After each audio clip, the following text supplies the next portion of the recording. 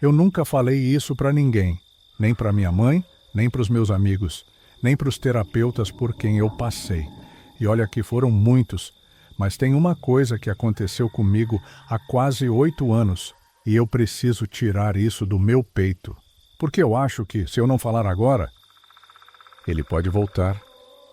Eu morava sozinho numa casa alugada no interior de Michigan, numa cidadezinha chamada Stanton. Nem sei se você já ouviu falar.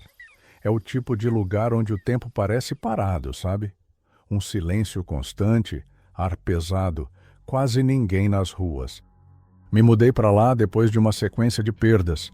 Meu pai morreu num acidente de carro, perdi o emprego e meu relacionamento desmoronou logo em seguida. Eu só queria sumir do mapa. A casa era simples, meio velha, mas era o que eu podia pagar. Tinha uma sala, 2 quartos, uma cozinha apertada e um banheiro com o azulejo descolando da parede. Mas o que me chamou a atenção mesmo foi a terceira porta no corredor. Ela era diferente, mais antiga, mais pesada e trancada com um cadeado enferrujado por fora, como se alguém quisesse garantir que ela nunca fosse aberta. Perguntei para o dono da casa o que era lá dentro. Ele riu, aquele riso de quem não quer falar muito, e disse: "Ah, é só um quartinho de bagunça. Não mexe lá não, a chave se perdeu faz tempo." Eu devia ter insistido, né? Mas, sinceramente, na hora eu nem liguei. Eu tinha tanta coisa na cabeça que uma porta trancada parecia o menor dos meus problemas. Só que, com o tempo, aquela porta começou a me incomodar. Era como se ela me observasse. Eu passava por ela e sentia presença. Sabe aquela sensação de que tem alguém atrás de você, mesmo quando você sabe que está sozinho?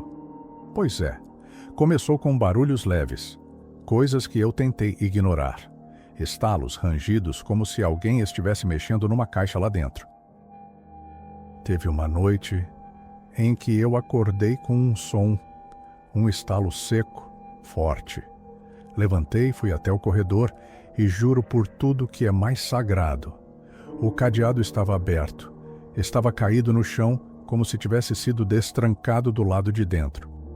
Eu não abri a porta. Fiquei paralisado, olhando para ela. Tentei me convencer de que era minha imaginação, que talvez eu tivesse destrancado sem perceber. Mas eu nunca encostei naquele cadeado. Depois disso, as coisas pioraram.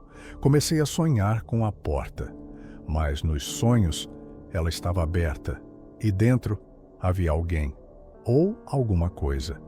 Era escuro, muito escuro, mas eu via 2 olhos, brilhando, e uma voz, baixa, rouca, que dizia: "Você me trancou aqui, mas eu lembro do seu rosto."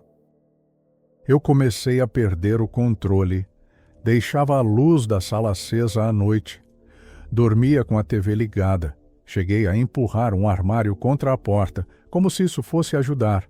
Mas mesmo assim, ela batia. Sim, batia. Como se alguém lá dentro estivesse tentando sair. Sempre às 3h17 da manhã, não 3h15, não 3h30, 3h17, todo santo dia. Eu tentei sair da casa. Fui dormir em hotel, mas a mesma coisa acontecia. Eu acordava às 3h17 e sentia que a porta estava lá, mesmo a quilômetros de distância, como se ela tivesse me seguido. Eu sei como isso soa. Parece delírio, né? E pode ser que seja. Mas uma noite eu decidi filmar. Montei meu celular em frente à porta. Fui dormir. No dia seguinte, com o coração batendo na boca, fui ver a gravação.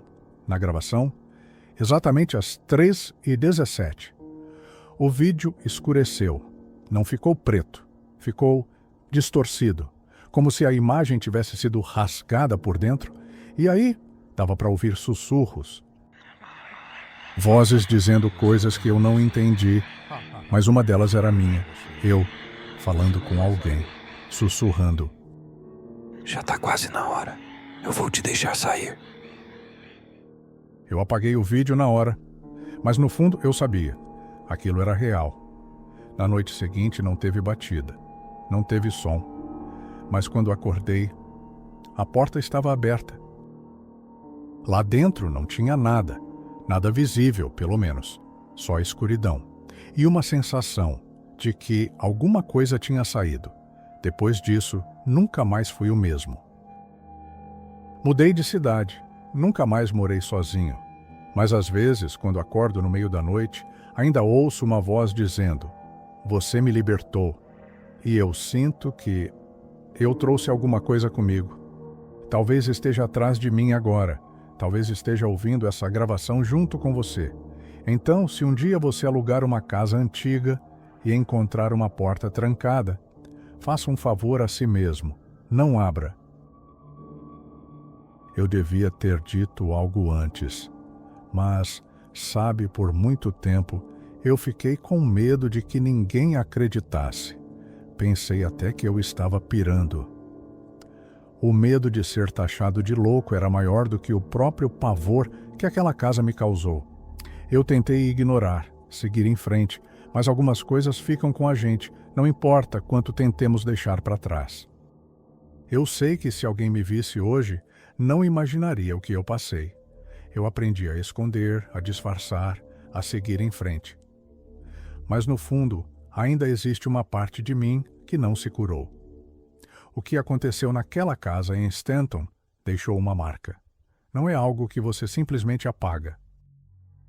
Passei por diversos tratamentos, fiz terapia, tomei remédios, tentei seguir os conselhos dos terapeutas, aceitar o trauma, ignorar o medo, seguir com a vida. Mas nada disso funciona como as pessoas acham que vai funcionar.